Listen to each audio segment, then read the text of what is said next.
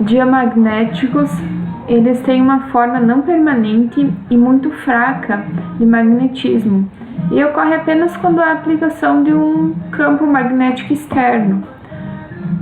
Então eles não têm um poder magnético tão forte como os ferromagnéticos. O fenômeno ele surge de uma mudança no movimento orbital dos elétrons. Então lá, quando a gente explicou em sala de aula para vocês um átomo em que na sua eletrosfera ele tem um movimento de elétrons, um movimento orbital dos elétrons, a intensidade dele é pequena desse movimento. Então a gente já consegue ter uma noção. Então quando o átomo no seu orbital tem um baixo movimento de elétrons, significa que pode não ter tanto potencial magnético. O momento magnético induzido ele tem direção oposta à do campo aplicado, que faz com que a permeabilidade magnética relativa seja menor que a unidade e a suscetibilidade seja negativa. Então, em outras palavras, a intensidade de B no sólido é menor do que seria no vácuo. E a suscetibilidade do XM de materiais diamagnéticos é de ordem de menos 10 elevado na menos 5. Então é importante você sempre ter em mente todas essas unidades magnéticas: a suscetibilidade magnética, a permeabilidade relativa, a permeabilidade magnética, a magnetização, o campo magnético e também a indução magnética. São propriedades que unidades magnéticas que é importante vocês terem em mente. Então, nos materiais diamagnéticos, a magnetização deve-se exclusivamente ao momento angular orbital eletrônico induzido. Portanto, é existente apenas na presença de um campo magnético externo. Então, aqui nós temos um campo magnético igual a zero, e aqui nós temos o magnético no sentido para a nossa direita e as flechas para a nossa esquerda. Então, esses materiais eles apresentam magnetização muito fraca, de mesma direção e de sentido oposto ao H, que seria o campo magnético. Então, dípolos magnéticos alinhados na mesma direção e em sentido oposto ao DH. Isso que a gente consegue observar com os diamagnéticos. Por isso que eles têm como sentido contrário, eles passam a ter menos intensidade magnética.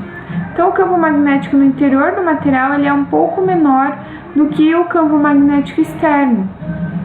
Então, nós temos ali, então, uma magnetização que é igual a uma suscetibilidade magnética multiplicada por um campo magnético.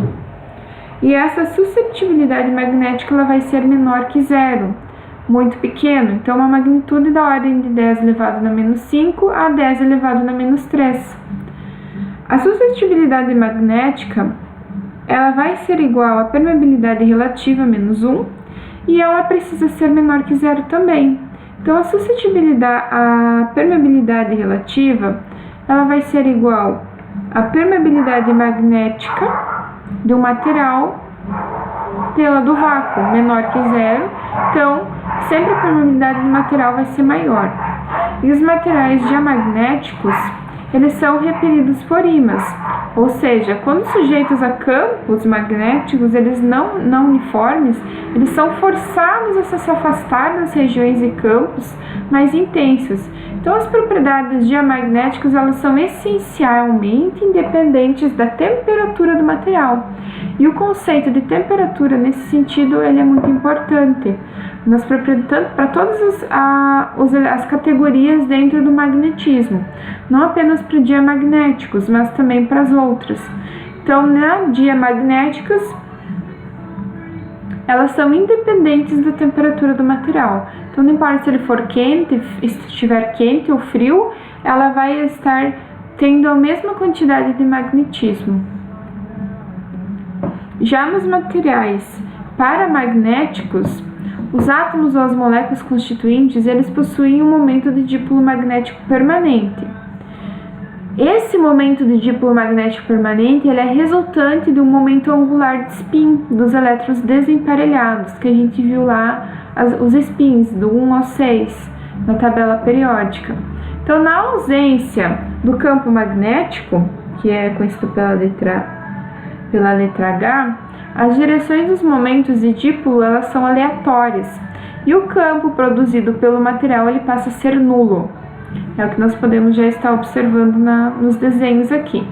Então, nesses materiais não ocorre um acoplamento magnético atômico, porque a energia térmica dos átomos ela é mais significativa, governando o movimento local vibratório dos átomos. Então, quando um campo H é aplicado sobre um material paramagnético, os momentos de dipolo magnético dos átomos ou moléculas eles tendem a se alinhar. Então, aqui ele não está aplicado nessa primeira onde o H é igual a 0. E aqui ele está aplicado, a gente observa que as flechas se alinharam. Tanto o H está com as flechas para o lado direito, como o próprio dipolo. Eles precisam estar se alinhando pela rotação, né? E eles precisam, a partir disso, se alinhar para a mesma direção e para o mesmo sentido. Então, esses materiais eles apresentam magnetização bastante fraca, de mesma direção e sentido de H, sendo o campo magnético no seu interior um pouco maior do que H. Então, o campo magnético no interior dele vai ser um pouco superior que do campo magnético que está fazendo a indução. Então, aqui nós obtemos novamente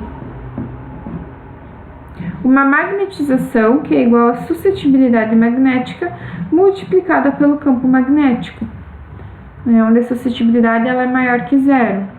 Suscetibilidade igual a permeabilidade relativa menos 1, a suscetibilidade tendo que ser maior que 0. E é o mesmo procedimento de cálculos que visualizamos anteriormente, só com o inverso, né? Aqui ele era menor que 0 para diamagnéticos e no paramagnéticos ele é maior que 0. Então, o grau de alinhamento dos dipolos magnéticos com o campo magnético, ele depende fundamentalmente da intensidade desse campo magnético e agora sim, ele depende da temperatura do material. Então, olha a importância, diamagnético não depende, paramagnético tem melhores propriedades magnéticas, mas ele depende da temperatura. Então, quanto mais baixa a temperatura, menor a energia térmica e menos intenso é o campo necessário para atingir um dado grau de alinhamento, tipicamente uma permeabilidade relativa menor que 2.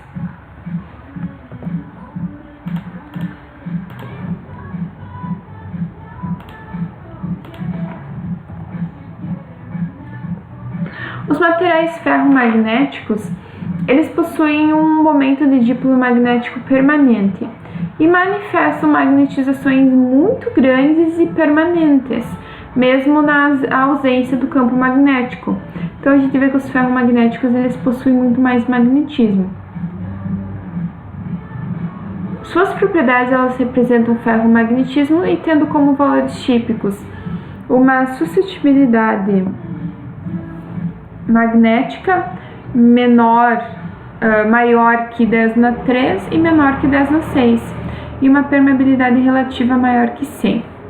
Então, os momentos de dipolo magnético permanente dos átomos ou moléculas, eles resultam do momento angular de spins e não cancelados, ou seja, eles resultam da existência de elétrons desemparelhados e observa-se em escala atômica, mesmo na ausência de H, no campo magnético, um acoplamento entre os momentos de dipolo magnético atômicos.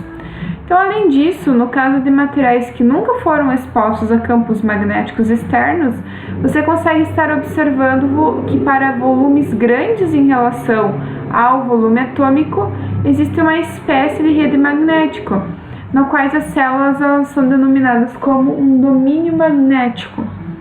E esses domínios magnéticos eles se caracterizam pelo alinhamento cooperativo entre os momentos de dipolo magnético atômico em todo o seu volume, que seria a magnetização de saturação, e também possuem tamanhos, formas e direções de suas respectivas magnetizações, tais que o campo magnético produzido pelo corpo possa então ser nulo, né? Então, tem materiais antimagnéticos e ferrimagnéticos dentro dos ferromagnéticos, que é muito importante estar salientando para vocês. Então, nos materiais, dentro disso a gente observa que só para lembrar vocês, o H0, né, não tem nada de magnetização, aqui você tem, mas é pouca, porque os sentidos são contrários, diamagnéticos. Nos paramagnéticos, a partir do momento que tem uma rotação, eles se alinham e ficam na mesma direção. E aqui, apenas temos um H. Aqui nós temos o campo magnético igual a zero, tá? Não temos campo magnético e mesmo assim eles estão alinhados. Mesmo assim existe propriedade magnética nesses materiais. Então, quando o material for ferroso, ele vai mesmo assim ter a propriedade magnética sem ter um campo magnético trazendo ele à vista. Então, nos materiais antiferromagnéticos ocorre um acoplamento entre momentos de dípolos magnéticos atômicos de direções opostas, então que levam ao cancelamento completo da magnetização do material. Como exemplo tem o cromo, magnésio, óxido de ferro, óxido de carbono e entre outros elementos. Nos ferrimagnéticos também ocorre um acoplamento entre momentos de dípolos magnéticos atômicos, mas para direções opostas, e que levam a um cancelamento incompleto da magnetização do material. Como exemplo, se pode citar as ferritas cúbicas compostas de óxidos de ferro, alumínio, cobalto, níquel, magnésio, zinco, entre outras ferritas hexagonais também.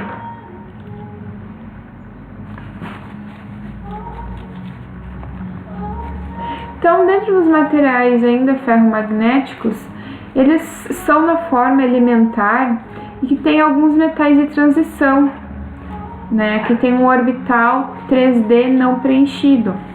A gente pode estar observando isso na tabela periódica.